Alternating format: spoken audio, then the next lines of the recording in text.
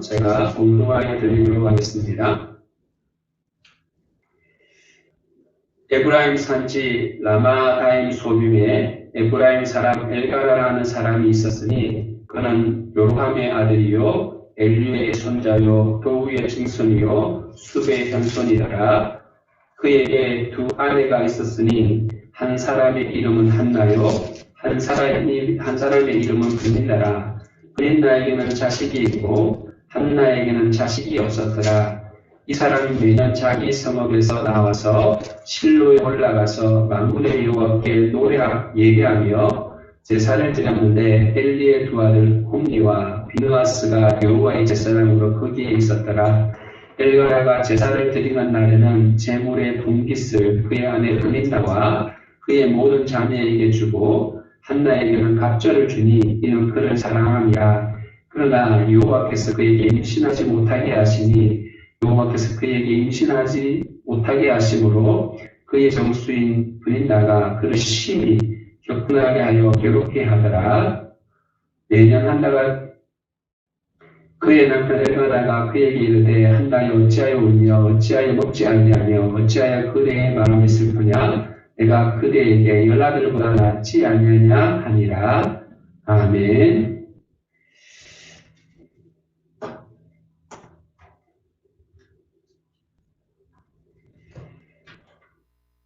영국 사람들이 청어라고 하는 보기를 굉장히 좋아합니다. 근데 이 런던이라고 하는 영국의 도시 런던에는요, 해안 지역이 아니기 때문에 청어를 먹고 싶어도 잘 먹지를 못한다고 합니다. 지금은 교통이 발달이 되어 있지만 과거에는 교통이 좋지 못해서 그 청어를 운반하는 것이, 그러니까 해안에서 그 청어를 운반하는 것이 쉽지가 않았습니다. 그래서 사람들이 여러 가지 노력을 하면서 청어를 이렇게 운반해서 오지만 이 청어라고 하는 게 품질이 급해가지고요, 조금만 이렇게 힘들면 그만 죽어버리는 성향을 가지고 있어요. 그리고 힘이 없어가지고 그냥 이렇게 싱싱하지 못한 청어로 바뀌는 거예요. 그래서 런던 사람들은 맛있는 싱싱한 청어를 먹고 싶어도 먹지를 못하는 거예요.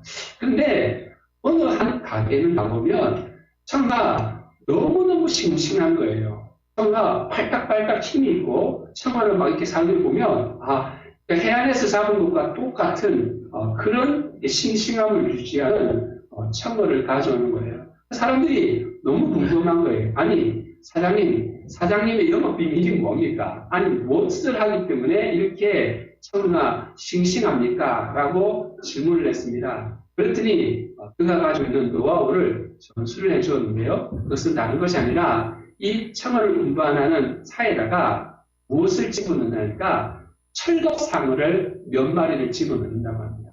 그러니까 이 철갑상어의 그 청어의 청적이 철갑상어인데 이 철갑상어가 청어를 잡아먹으려고 하니까 청어가 그 철갑상어를 잡아먹히지 않으려고 그 좁은 그 욕조에 막 헤엄치러 다니니까 뭐 멀미할 시간도 없고 그 다음에 그 청어가 뭐 힘이 빠져가지고 쭉 빠져있는 시간이 없는 거예요. 그러니까 막 헤엄치다 보니까 건강하고 싱싱하게 운반이 되어진다는 겁니다. 이 철갑상어로 인해서 싱싱한 청어를 먹을 수 있는 기회가 열렸던 것을 보게 되어집니다. 오늘 우리가 읽었던 본문에 보면 엘가나라고 하는 사람이 등장을 합니다. 이 엘가나라고 하는 사람에게는요, 두 아내가 있었습니다. 하나는 한나이고 하나는 브닌나입니다. 왜 엘가나가 두 명의 아내가 있을까요? 두 명의 아내가 있는 이유는 다른 것이 아니라 이 한나라고 하는 여인이 아이를 낳지 못하는 결과였습니다. 아이를 낳지 못하니까 과거 우리나라도 그렇잖아요. 아이를 낳지 못하면 소각을 당한다는 말이 있잖아요. 그래서 예전에 뭐 처벌 드린다든지 다른 곳에서 아이를 낳는 일들이 빈번했던 것을 보게 됩니다. 이스라엘 사회도 마찬가지입니다. 여인이 아이를 낳지 못하는 것을 죄라고 여겼어요. 천형이라고 여겼어요. 그렇기 때문에 지금 그 집안에, 엘가나의 집안에 애를 잇기 위해서 브닌나라고 하는 여인을 둘째 부인을 맞이해서 그 가정에 들이게 됩니다. 근데 그 바람대로 브닌나가 아이를 낳게 되었습니다. 자녀를 많은 자녀를 낳으면서 근데 문제가 해결이 되어지는 것이 아니라 문제가 더 커졌던 것을 보게 됩니다. 분인나가 자녀를 낳고 난 다음에 어떤 일이 벌어졌냐면 주도권 싸움이 벌어진 거예요. 한나는 첫 번째 부인이지만 애를 낳지 못함으로 인하여서 지금 이 분인나가 구박을 하는 거예요. 오늘 본문에 보면 심히 격분을 시키다라고 하는 단어가 뭐냐면요. 막 분인나가 조롱을 하는 거예요.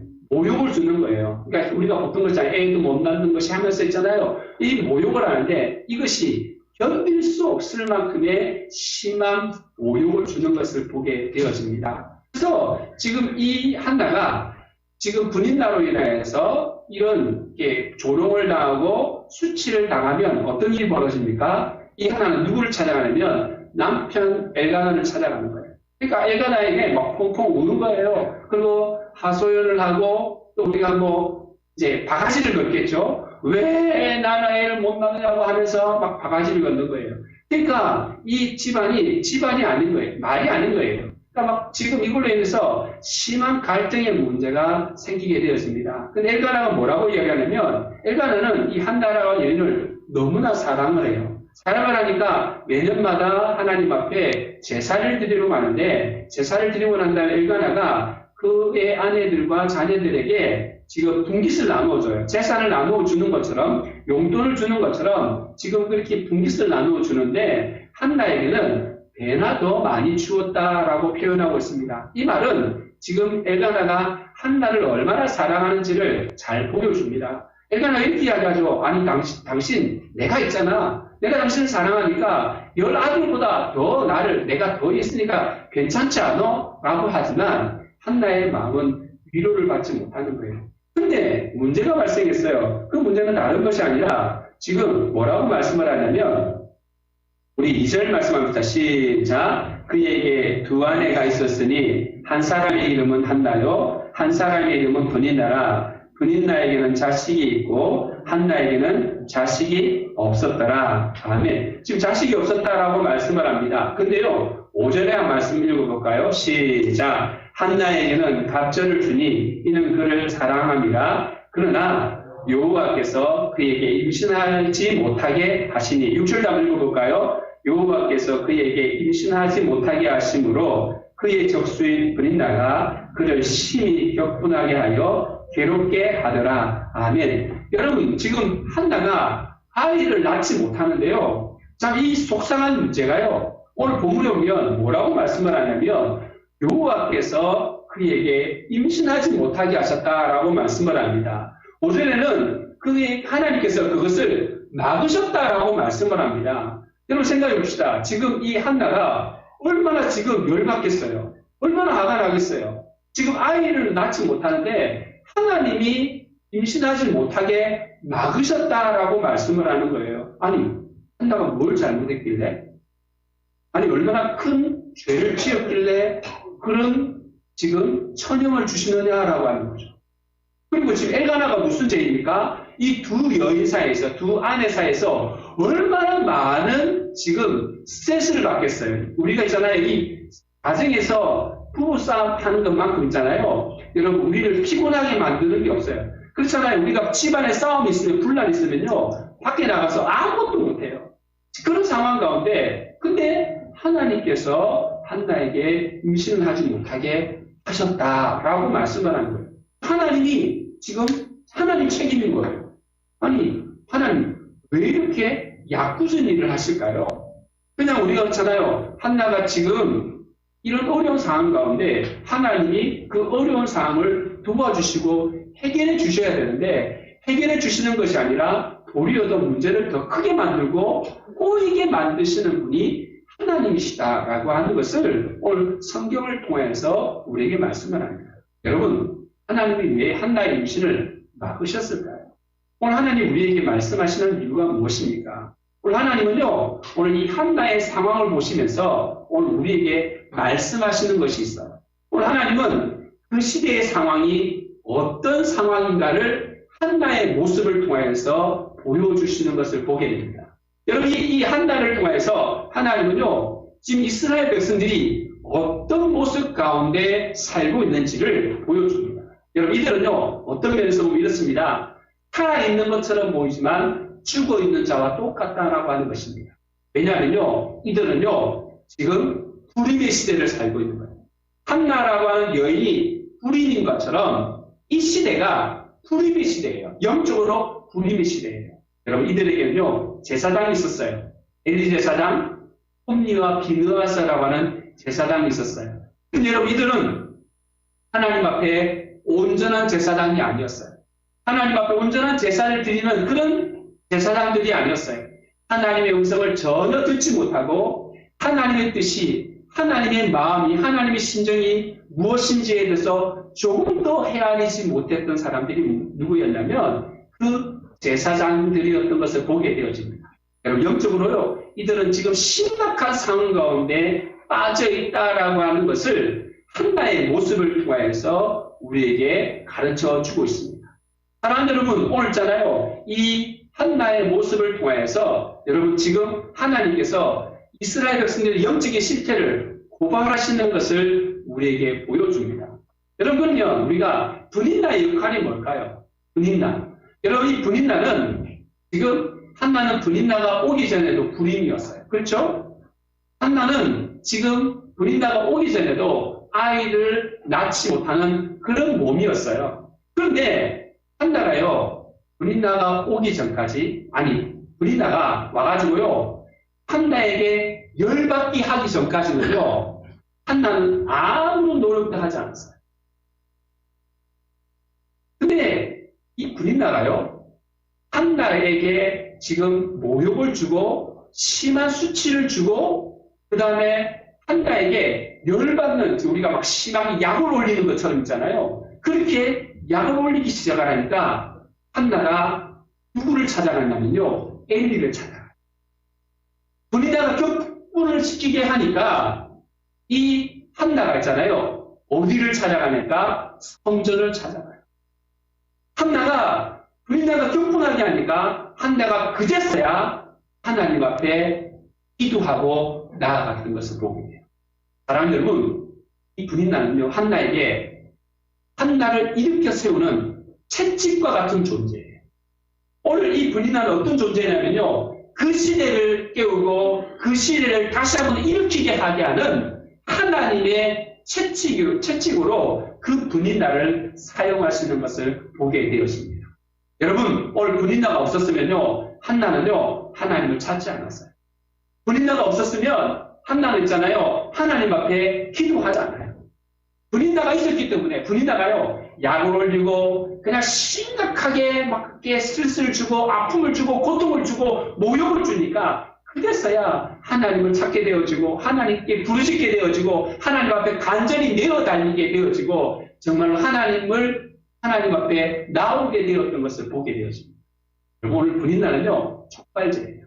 오늘 철갑상어처럼 이 청어라고 하는 것이 싱싱하게 나아갈 수 있도록 철갑상어처럼 하나님께서 분인나를 사용하시는 것을 보게 되어집니다.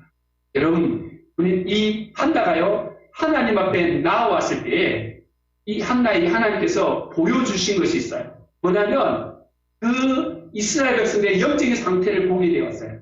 엘리, 홈리와 비느하스라 이 제사장은 우리가 신뢰할 만한, 의지할 만한, 그리고 그들에게 하나님의 말씀을 들을 만한 그릇이 아닙니다.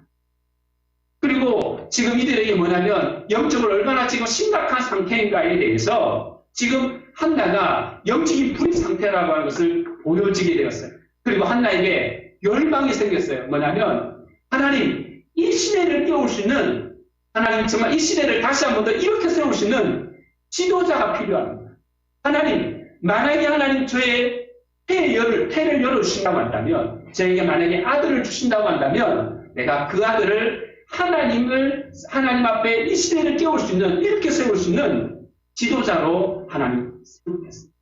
여러분, 한나의 소원은요, 단순하게 아이가 없으니까 하나님 저에게 아들을 주세요, 하나님 저에게 자녀를 주세요 라고 하는, 그냥 지금 그 위기를 모면하기 위해서 구하는 그런 단순한 소원 기도가 아니라는 사실을 여러분 기억하셔야 돼요. 오늘 하나는요, 이스라엘 백성들의 영적인 어떤 상태를 보면서 지금 이 시대가 지도자가 필요합니다. 이 시대를 깨울 수 있는, 이 시대를 다시 한 번 더 일으켜 세울 수 있는 그런 지도자가 필요한데, 하나님 저를 열어주셔서 저에게 하나님 그런 지도자를 세울 수 있도록 하나님께서 은혜를 베풀어 달라고 하나님 앞에 서원한 내용이 하나님 앞에 한나의 서원이었던 것을 보게 됩니다. 여러분, 하나님 말로만 끝냈나요? 아니요. 한나는요, 자기가 결단한 대로 실천하였던 것을 보게 되었습니다. 하나님 앞에 사무엘이라고 하는 위대한 지도자로 세우게 되었던 것을 보게 되었습니다. 사랑하는 여러분, 지금 오늘날 우리 시대가 어떤 시대입니까? 오늘날 우리 시대가 이스라엘 백성들이 불임의 시대였던 것처럼 오늘 우리 시대도 불임의 시대이지 않습니까? 이 땅에 교회가 너무나 많이 있지. 이 땅에 제사장들도 참 많이 있습니다. 이 땅에 많은 하나님의 사람이라고 이야기하는 사람들이 참 많이 있습니다.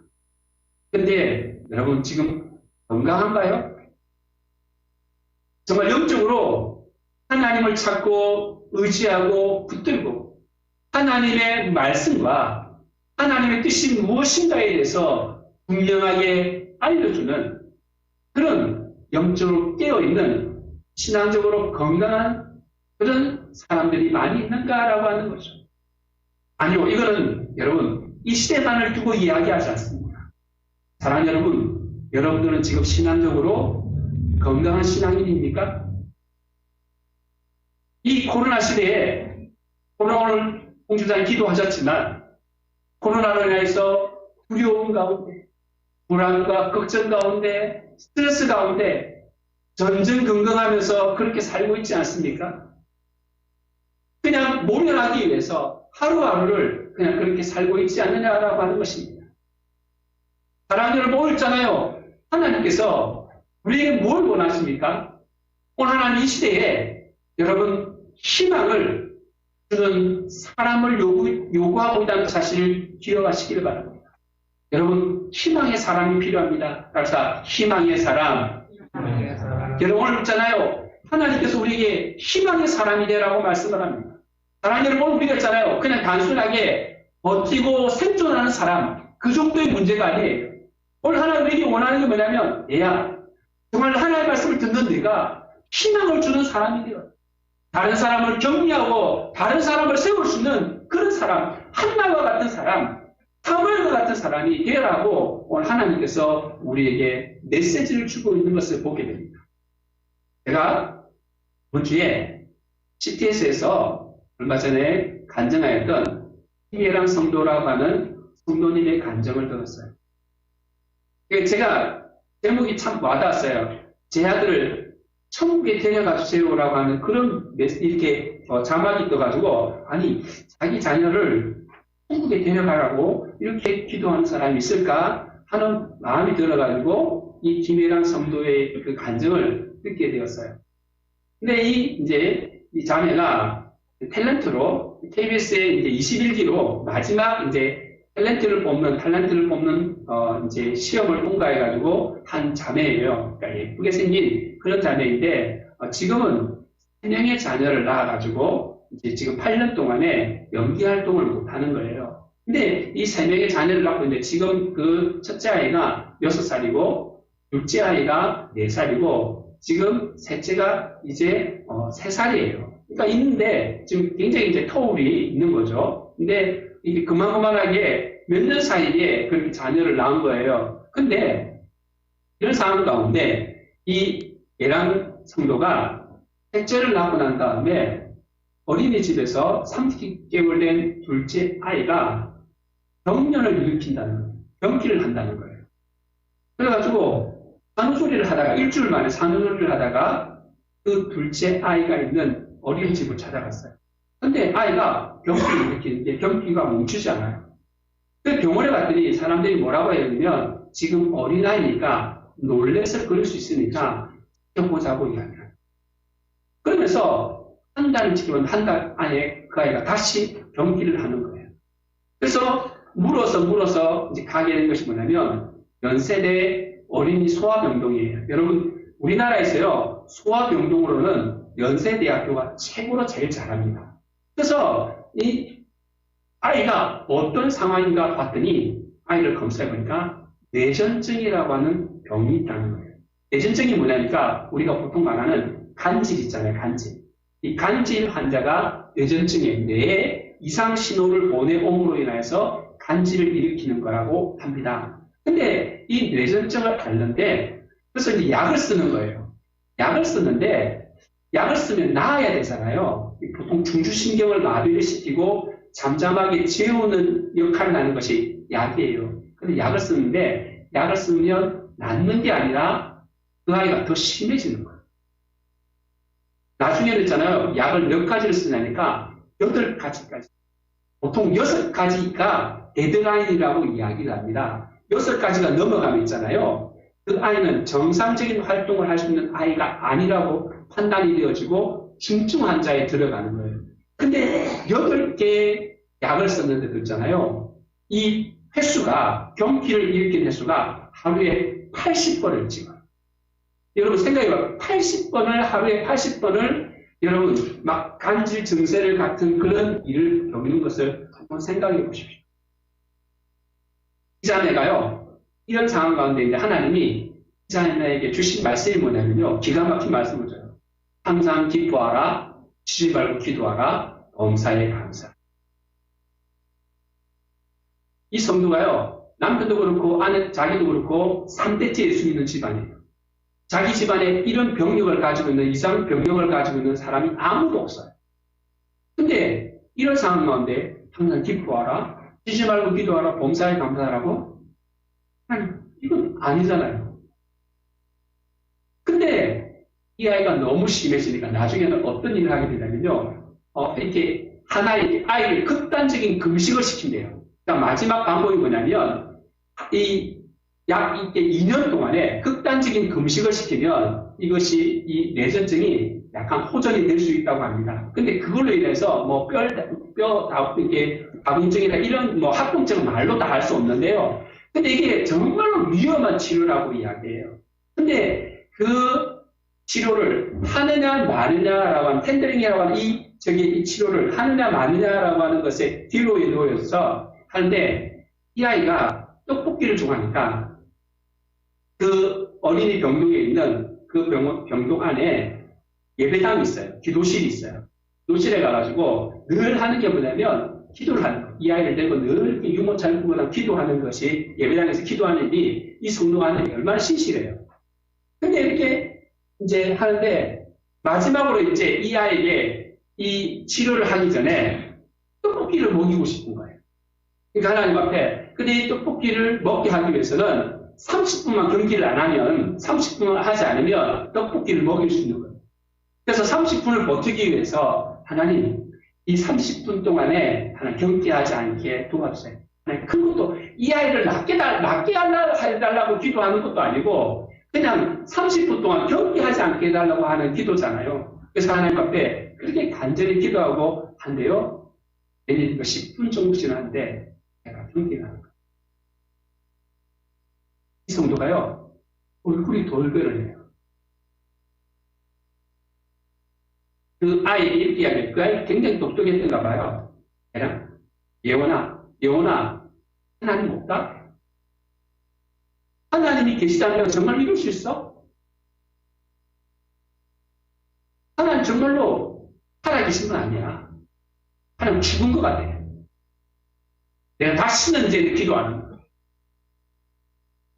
라고 그렇게 선언을 하고 얘기를 하는 거예요. 너무 실망한 마음이죠. 근데 8시가 되면 있잖아요. 어김없이 뭐 하냐면요. 그 한우들을 위한 기도의 소리가, 기도하는 시간이 있어요. 그리고 기도하는 기도 시간에 함께 기도하는 사람들이 있는 거예요. 근데 10분 동안 이렇게 기도하는데 예전 같으면요, 그 찬양하는 소리가, 기도하는 소리가 은혜롭게 들리는데요. 그때 짜증이 나더라고요. 화가 나더라고요. 왜 이렇게 지금 조용하지 않나요? 근데요, 10분이 지났어요. 신기하더라고요. 유모차를 몰고 그 기도실을 가고 있더라고요. 그 자매가 이런 표현을 하더라고요. 내가 진짜 속이 상하고 화가 나고 정말 열이 났는데 그래도 내가 이런 것을 투정할 수 있는 것이 아버지라는 거예요. 하나님 아버지 앞에 내가 이런 상황에서 내가 투정을 부릴 수 있으니까 내가 그 하나님 앞에 내가 투정을 부려야 돼요. 그렇게 하나님을 찾았어요. 근데 하나님 앞에 그 기도식 한데요. 하나님께서 있잖아요. 어떤 마음을 주냐니까 내가 고쳐주겠다라고 하는 말씀을 주시는 거예요. 근데 하나님께서 고쳐주는데요. 근데 이 여원이가 고쳐졌을까요? 안 고쳐졌을까요? 안 고쳐졌어요. 고쳐주는데요. 나중에 기도하면서 있잖아요. 하나님께서 누구를 고쳐주냐니까 이 예람 자매를 고쳐주는 거예요. 하나님 앞에 자기가 얼마나 죄를 지었는지. 근데 여러분 그 죄를 회개하는데요. 처음에 이 여원이가 봤을 때 하나님 앞에 회개할 때요. 자기가 지었든지 안 지었든지 다 생각해서 회개했대요. 근데 진짜 하나님 앞에 영적 깊이 들어갔을 때 주신 말씀이 뭐냐니까 회개를 깨닫게 하는 게 뭐냐면 왜 너는 사랑하지 않느냐? 너는 왜 나를 정말로 사랑하지 않느냐? 너의 부모를 사랑하지 않고 주변에 있는 사람들을 사랑하지 않고 미워하고 여전히 담을 쌓고 있는 부분에서 그것을 하나님이 기억나게 하시고 죄를 회개하게 만들더라는 거예요. 하나님 앞에 간절히 회개했대요. 근데 이 아이 려원이는요 점점 더 안 좋아져요. 근데 이 자매가요 참 지혜로운 자매인 것 같아요. 그 려원이의 상태를요 그 정말 다른 사람한테 부끄러운 일이잖아요. 왜냐하면 간질하는 지금 상황이 자기의 딸이 간질한다라고 하는 것을 밝히는 게 쉬운 일이 아니에요. 근데 이 자매가요 기도 편지를 썼어요. 알든 모르든 자기 알고 있는 모든 지인들에게 예수 믿는 지인들에게 다 기도 편지를 보내어서 자기의 딸을 위해서 기도해 달라고 기도의 편지를 보냈어요. 그렇게 함께 기도하는 거예요. 근데 하나님 앞에 그렇게 매어달리고 예배당에 가서 기도하고 하나님 앞에 동료가서 기도하는데요. 어느 날인가 이 아이가 그 마지막 그 치료를 하려고 한 찰나에 결단할 찰나에 너무 경기를 깨서 애가 혼절을 했어요. 혼절하고 난 다음에 이 여원이가 깼어요. 근데 여원이가 이런 말을 했대요. 주님이 자기를 고쳐주신대. 아니 이 아이가 한 번도 그런 표현을 하지 않는데 아이가 그냥 말을 하는데 뜨듬뜨듬 하는 말이 뭐냐면 예수님이 나 고쳐주신댔어. 여러분 여원이가 나았을까 안 나았을까요?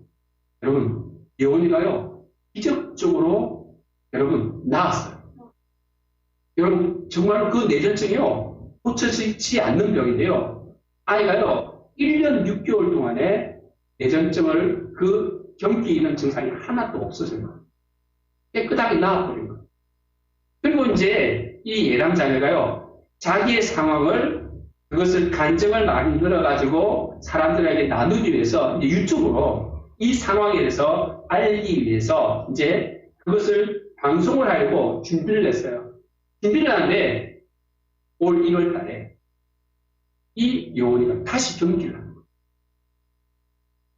경기를, 아니, 이제 방송을 내보내려고 하는데 여원이가 또 경기를 하는데 예수님과 똑같은 상황이 벌어진 거예요. 그러니까 이 예람자매가 정신이 나가버리는 거예요. 열국이 빠진, 아니, 하나님 고쳐주셨으면 하나님이 깨끗하게 고쳐주셔야지 왜 이런 일을 또 반복하냐. 근데요, 그때는요, 미안해서 이제는 중보기도 편지를 못 보내게 되네요. 근데 그랬더니요, 연세대병원에 있는 원장님이요, 그 원장님이 자기가 자매를 위해서 기도할 수 있는 동력자 기도하는 같이 한 끼를 금식하는 그런 기도의 방을 만들었어요. 그 방이 뭐냐니까요. 파이팅 게일이라고 하는 방이에요.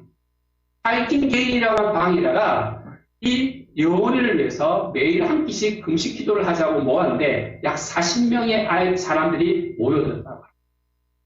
그런 가운데 자, 이 여원이를 위해서 기도하는데요. 근데 참 감사한 일이 생겼어요. 다른 게 아니라 여원이가 경기를 일으키는데, 뇌전증을 일으키는데, MRI 1년 반 전에 아무리 찾아도 MRI의 원인을 모르는 원인 불명이에요. 근데 1년 6개월이 지나서 딱 보니까 이 뇌원이가 이 뇌전증을 일으키는 부위가 아주 조그마한 눈에 또 보이지 않는 부분이 그것이 결착이 생긴 것이 보여진 거예요. 근데 그것이 수술이 가능한 부분이에요.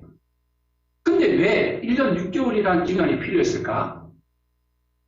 나중에 알게 된 게 보니까요. 이 1년 6개월 전에는요, 이 뇌원이가 보험이 전혀 안 돼요. 근데 1년 6개월이 됐을 때는 이 뇌원이가 보험이 적용이 되어지는 거예요. 그래서 재정적인 부분뿐 아니라 하나님이 참 안배하시는 것이, 하나님이 딱 배려하시는 것이 상황에 맞게끔 하나님이 하시더랍니다. 근데 자, 수술을 하기 위해서는 두 번의 수술을 거쳐야 되는데, 한 번의 수술은 뭐냐면 이 아이가 정확하게 어느 부위가 문제가 생겼는지에 대해서 여러분 이 머리를 열어요. 열고 난 다음에 관을 꽂는데요. 그리고 관을 꽂아 난 다음에 오픈을 시켜요. 그리고 일주일 동안, 여러분 이 일주일 동안 이 관을, 이것을 띄워놓고 이 오픈한 다음에 있으니까 어떻게 해요? 아이가요, 뇌가 붓고 얼굴이 붓고 완전히 지금 터져지는 상황이 되어져요. 그리고 일주일 후에 정확한 그 위치에다가 그 아이를 수술하는 거예요. 일주일 동안 이렇게 이렇게 해요. 그래가지고 수술하는데 의사가 이렇게 이야기합니다. 보니까 오른쪽 팔에 신경을 건드려가지고 아마 잘못하면 오른쪽 팔을 못 쓰게 될 겁니다. 라고 이야기를 해요. 후유증으로. 근데 일주일 동안 검사하고 나서 6일째 된 날 검사 결과가 났어요. 죄송합니다. 심각하게 생각하는 말이 뭐냐면 오른쪽 팔이라고 생각했는데 보니까 열어보니까 검사해보니까 오른쪽 다리를 지금 그 지나가는 신경을 건드리기 때문에 그 부분이 그것을 크게 넓게 도려내어야만이 지금 이것을 완벽하게 수술할 수 있기 때문에 이 아이가 평생을 못 걸을 수도 있습니다. 또 하는 이야기예요. 두 가지를 선택해야 돼요. 수술을 해야 되느냐 아니면 말아야 되느냐. 근데 경기를 일으키는 것보다는 차라리 일치를 타고 사는 것이 더 낫겠다라고 결정을 하고 수술을 합니다. 그리고 하나님 앞에 기도를 합니다. 그런데 이런 과정이 있어요.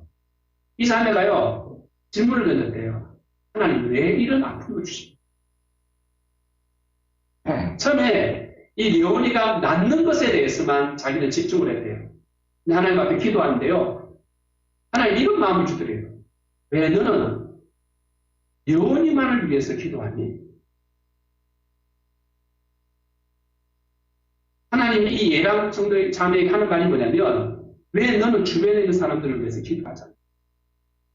그랬어요. 자기는 이렇게 생각했대요. 뇌원이는 너무 똑똑하고 여러분 이 뇌전증을 앓고 있는 사람은요. 얼굴 모양이나 이런 것이 남다르다고 합니다. 그래서 자기 생각했을 때 뇌원이는 여기 있는 아이가 아니라 다른 아이라고 생각했다는 거예요.